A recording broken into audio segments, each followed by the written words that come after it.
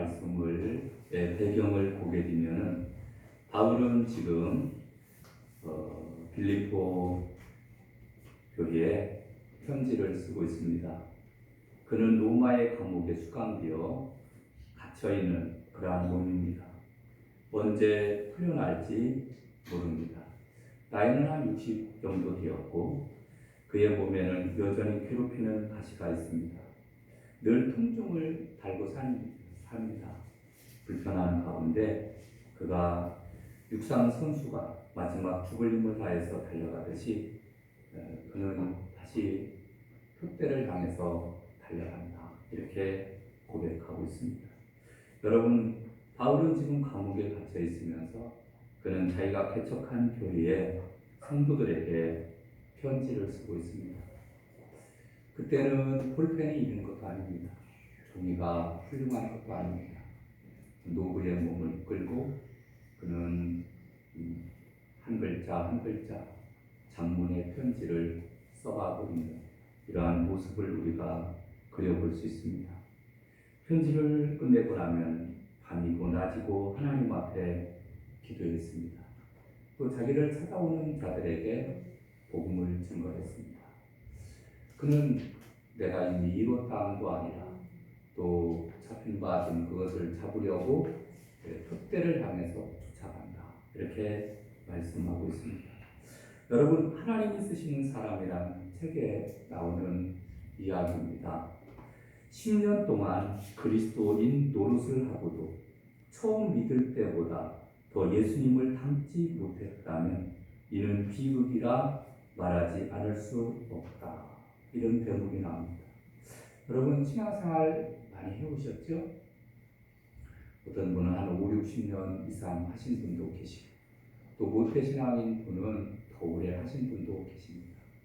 그런데 10년 이상 하셨는데 처음 믿을 때보다 더 그렇다면 그거는 비극스러운 거예요. 여러분, 오늘 본문 말씀 빌립보서 4장이잖아요.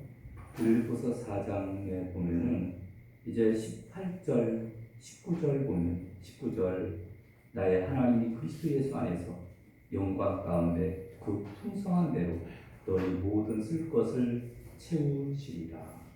아멘. 그래서 하나님께서 더욱더 이제 우리의 삶을 더 풍성하게 해주시고 은혜로 채워주시고 이러한 역사가 일어나야 되는데 그러지 못하고 그리고 또 그리스도 십자가의 원수를 행하고 또 하나님의 마음을 아프게 하는 그러한 삶은 아닌지 우리 자신을 한번 살펴봐야 될 줄로 믿습니다. 그래서 오늘 본문 말씀을 통해서 우리가 첫 번째로는 예수님께 온전히 붙들린 바가 되어야 될 줄로 믿습니다. 아멘. 여러분, 빌립보서는 바울이 순교하기 전 5년이나 6년 전에 기록된 말씀입니다. 그는 한 60세쯤 나이에 접어들었고 그는 로마의 감옥에서 이 편지를 쓰고 있습니다. 여러분, 바울은 가는 곳마다 복음을 증거했습니다. 1차, 2차, 3차 전도 여행을 통해서 구라파 지역을 다니면서 복음을 전했고 그리고 예수 믿는 사람들이 생기면서 교회를 세우게 됩니다. 그래서 어떻게 보면 바울의 복음 전파는 세계 역사를 바꿔놓았거든요. 여러분, 유럽이 기독교 국가가 된 이 엄청난 이러한 사건들이 어디에서 일어나느냐 하면은 바울의 복음 전도와 관계가 있습니다. 그러니까 이렇게 화려한 업적을 그가 이루었으니까 이제는 좀 템포를 좀 늦춰서 적당하게 천천히 이만하면 됐다 이런 마음을 가질 법도 합니다. 근데 오늘 본문을 보겠습니다. 여러분 12절을 볼까요? 12절에 보니까 이렇게 말합니다. 12절 내가 이미 얻었다 함도 아니요 온전히 이루었다 함도 아니라 오직 내가 그리스도 예수께 잡힌 바 된 그것을 잡으려고 달려가노라. 아멘. 네, 그래서 사도 바울은 그는 표대를 향해서 열심히 달려가고 있는 모습을 보게 됩니다.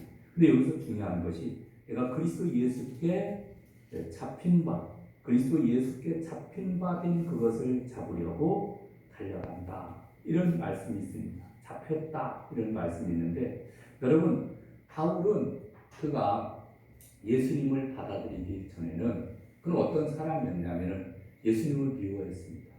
그 예수 믿는 사람들을 아주 미워하고 예수 믿는 사람들을 잡아 죽이는 일을 사명으로 여겼던 사람입니다.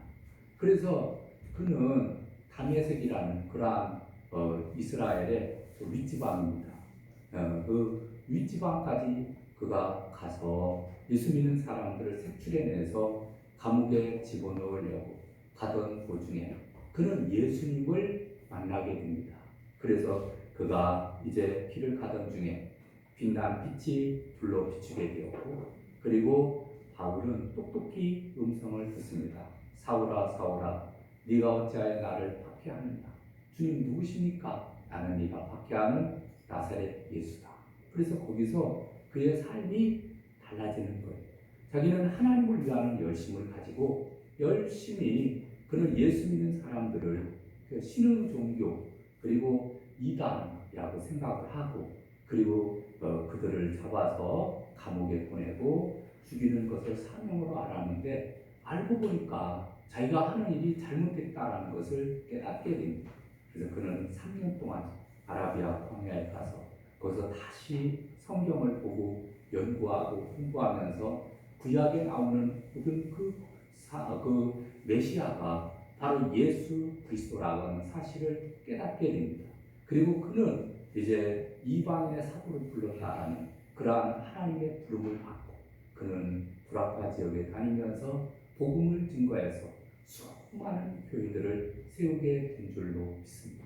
여러분 누구에게 붙잡혔기 때문에 예수님께 붙잡힌 거예요. 예수님께 붙잡히면서 그의 인생이 180도 달라지게 됩니다.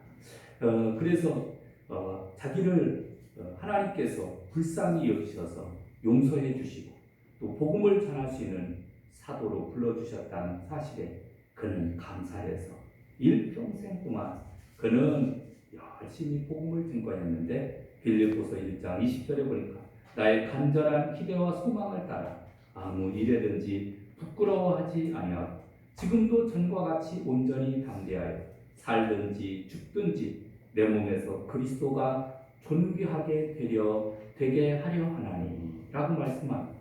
살아도 주님을 위해서 죽어도 주님을 위해서 그는 십자가에 달려 돌아가신 예수님을 부끄러워하지 않았습니다. 그리고 담대하게 복음을 전했습니다. 여러분 우리도 오늘날 우리가 복음을 전합니다. 근데 어떤 사람은 부끄러워하기도 합니다. 교회 나오세요. 예수 믿고 구원 받으세요. 그러면 이게 전도하는 게 쉽지 않거든요. 근데 사도 바울은 그때 당시에는 지금하고는 또 다릅니다. 그때 당시는 잘못하면은 이제 붙잡히기도 하고 또 매를 받기도 하는 그러한 때였습니다.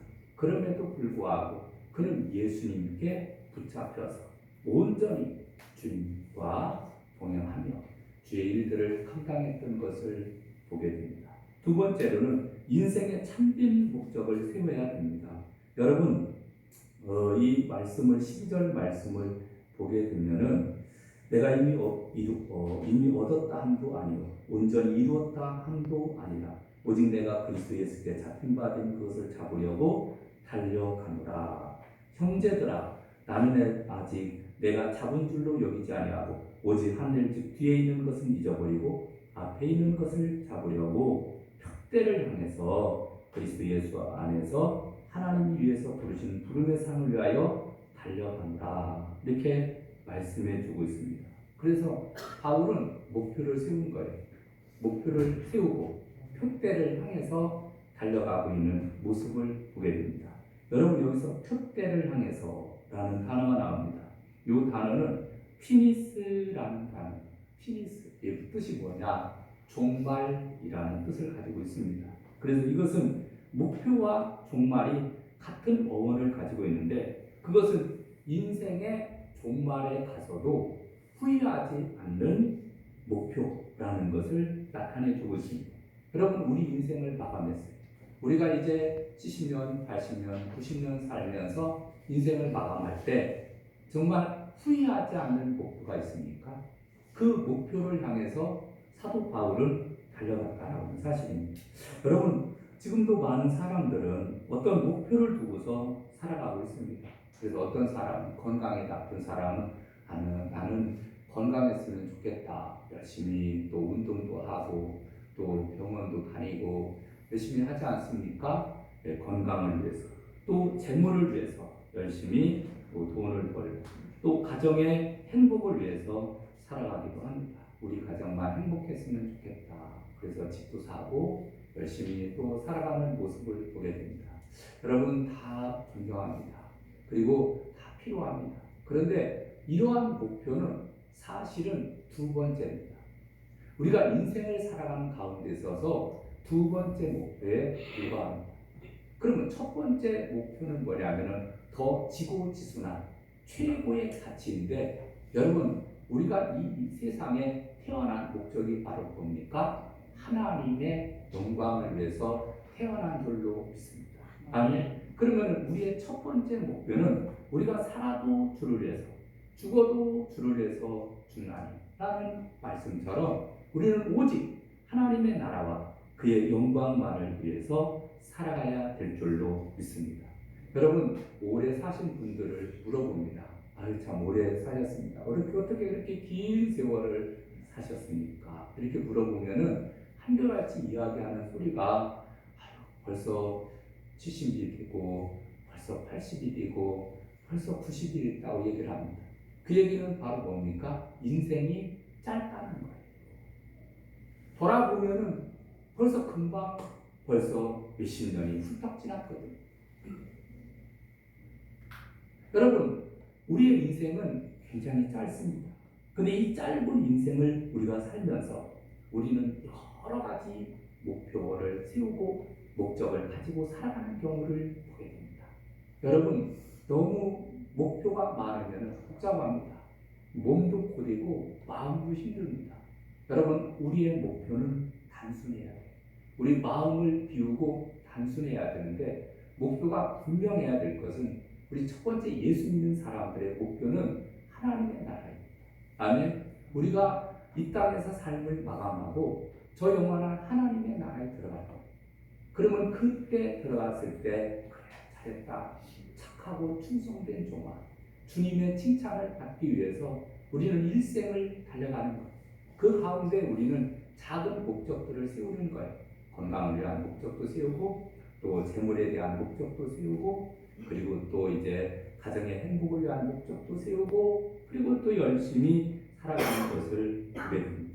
여러분 목적이 없는 사람들이 있거든요. 어떻게 해야 될지 어디로 가야 될지 목적을 잃어버린 사람도 있고 또 어떤 사람은 최고의 지구지순한 목표가 아니라 아까 말씀을 드렸듯이 건강에 두거나 아니면 물질에 두거나 권력에 두거나 가정의 행복에 두는 그런 경우를 보게 됩니다.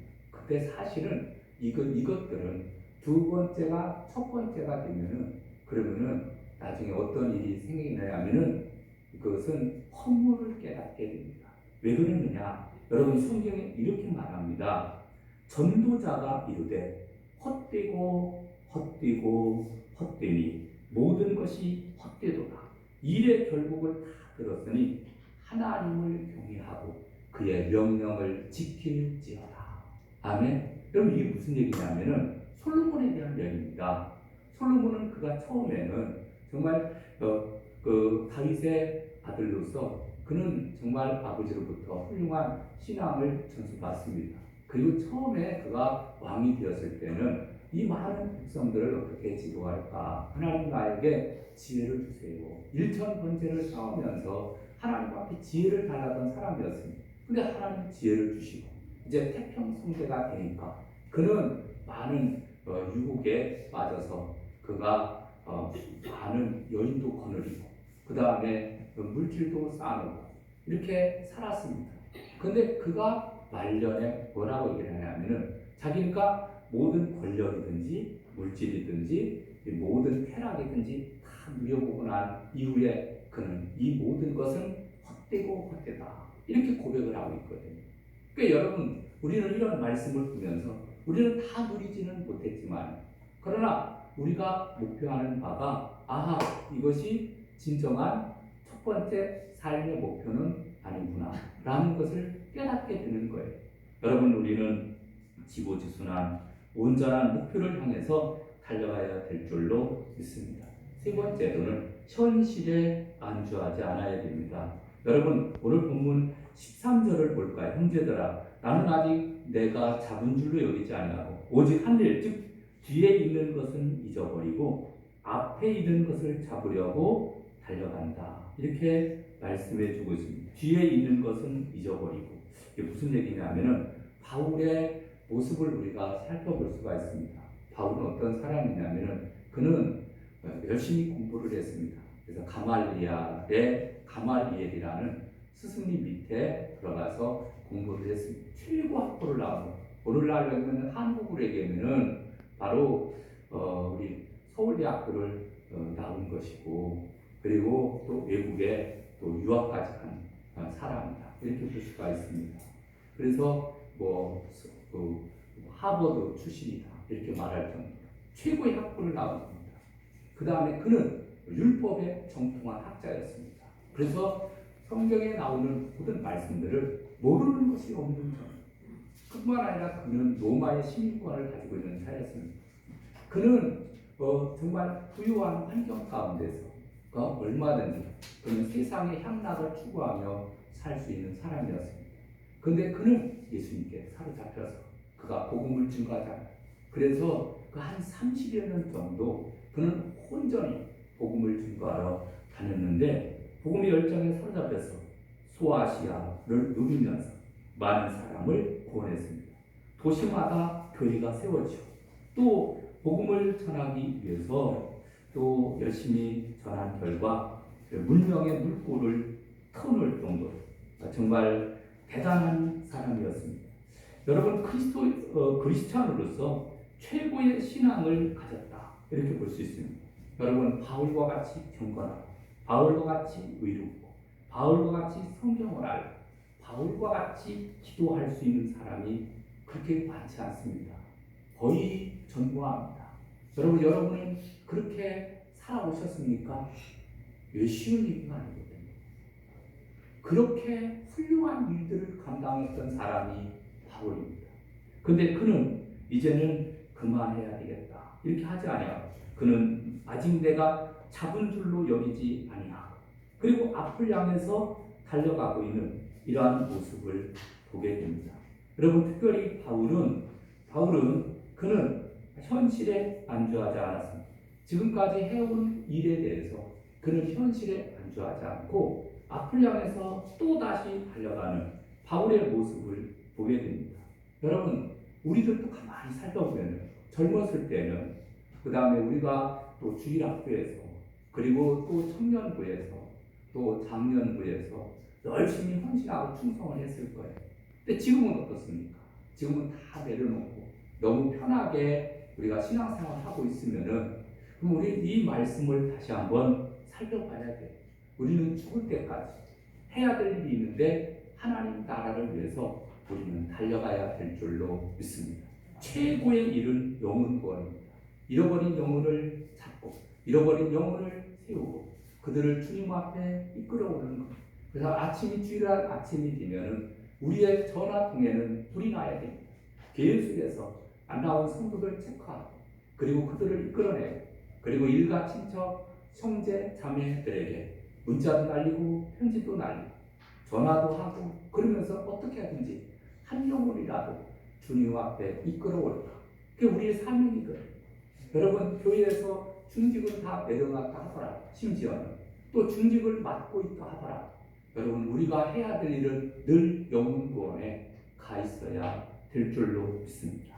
여러분, 우리가 가만히 살펴보면은 이 바울의 열정을 우리가 보게 되는데, 골로새서 1장 29절에 보니까 이를 위하여 나도 내 속에서 능력으로 역사하는 이의 역사를 따라 힘을 다하여 수고합니다, 이렇게 말씀해 주고 있습니다. 열정, 열심, 이거 참 우리가 본받아야 됩니다. 여러분, 21번의 법칙이 있습니다. 무엇을 자신의 것으로 삼고자 하면 최소한도 21번은 연습해야 된다는 얘기입니다. 이게 무슨 얘기냐면은 공군 조종사가 이 비행기를 잘 몰기 위해서 모의 훈련을 합니다. 근데 최소한 몇 번을 하느냐 하면은 21번쯤 똑같은 코스를 연습을 하다 보면은 자신감이 생긴다는 거예요. 근데 그래도 자신감이 없는 사람은 100번의 법칙을 사용을 한다는 거예요. 100번의 법칙이 뭔지 아십니까? 거머리가 사람에게 달려듭니다. 그러면은 그것을 이렇게 달려들고 막 물잖아요. 그래서 이 거머리가 그럼 도대체 몇 번까지 달려들 수 있느냐? 그래서 사람의 몸이 아니라 이제 달라붙는 것을 달라붙지 않게 하기 위해서 이제 전류를 흐르게 만들었다는 거예요. 근데 이 거머리는 IQ가 거의 없잖아요. 그러니까 또 달려들고, 그 다음에 전기가 찌릿 하면은 또 떨어지고, 그 다음에 또 달려들고, 전기 쐬면은 또 떨어지고, 몇 번 하냐면은 100번 정도 하니까 달려들지 않더라는 거예요. 그래서 100번의 법칙이 나오는 거예요. 여러분, 우리는 열정을 가지고 사는데 21번의 법칙이든지 100번의 법칙이든지 우리가 열심히 계속해서 최선을 다해서 우리는 나아가야 될 줄로 믿습니다. 그래서 사도 바울은 우리는 여러 가지로 환난을 당하며 곤경에 빠지지 않으며 난처한 일을 당해도 절망하지 않으며 박해를 당해도 버림을 받지 아니하며 거꾸러뜨림을 당해도 망하지 않습니다. 고린도후서 4장 8절 9절의 말씀해 주고 있습니다. 네 번째로는 과거에 연연하지 않았다는 사실입니다. 여러분, 외상 증후군이라는 그러한 말이 있습니다. 과거의 강한 경험은 쉽게 잊혀지지 않고 나의 삶목에서 발목을 잡는다는 것.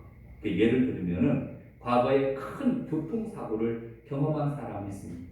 이 사람은 교통사고가 크게 났어요. 그래서 크게 다친 경우에 운전대를 잡기만 하면 겁이 나요. 그래서 운전을 안 하려고 합니다. 어떤 사람은 비 오는 날에 교통사고를 경험한 사람은 비가 오는 날에는 운전을 안 하려고 해요. 날씨가 좋은 때는 운전을 하는데 비가 오는 날 사고 당한 경험이 있으니까 그게 자꾸 떠오르는 거예요. 그래서 비가 오는 날에는 운전하지 않으려고 합니다.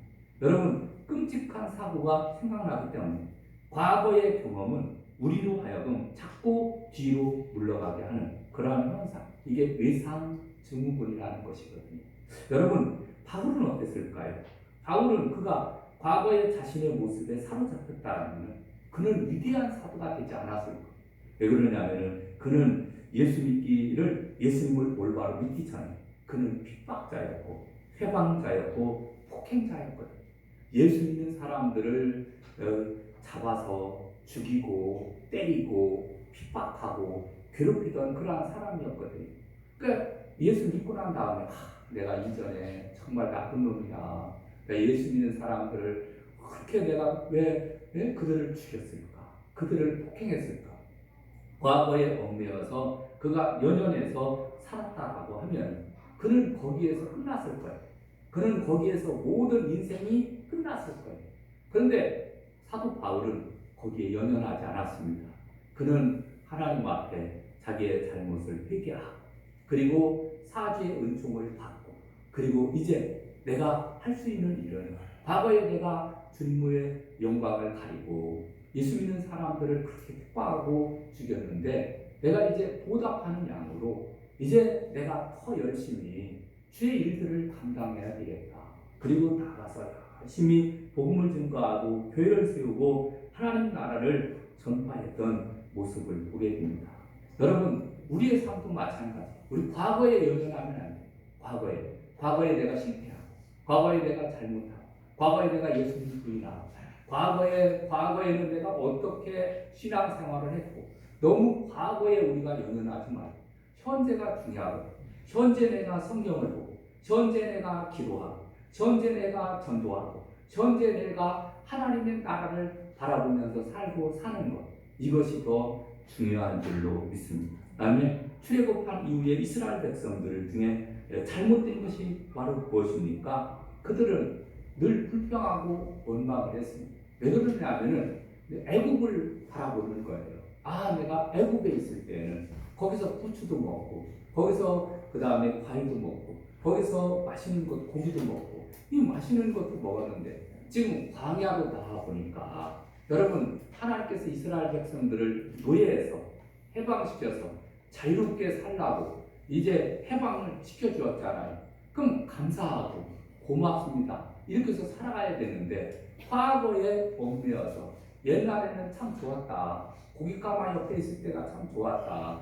그 애국 사람들이 하나씩 이렇게 어쩌다 던져주는 그 고기를 먹던 그 감격에 그 생각만을 하고 사는 거예요. 늘 원망하고 불평하다가 결국은 가나안 땅 들어갔습니까? 못 들어갔습니까? 못 들어갔어요.